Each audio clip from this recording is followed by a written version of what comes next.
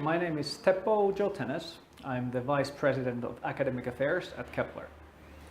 And at Kepler, we really focus on outcomes, ultimately on employment outcomes, and on the way to that, to academic outcomes, different courses, different interventions, staff efforts, all the way to the beginning in recruitment and advertising.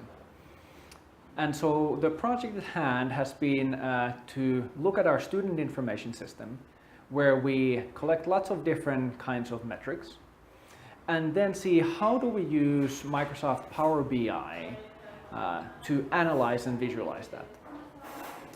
Over the past 2 weeks, we've made tremendous progress in taking different kinds of data and finding ways to highlight what it means and how we can adjust based on it.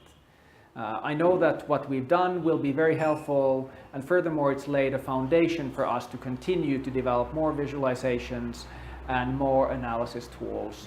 And I'm really excited to continue to see how all of that will support Kepler in our mission.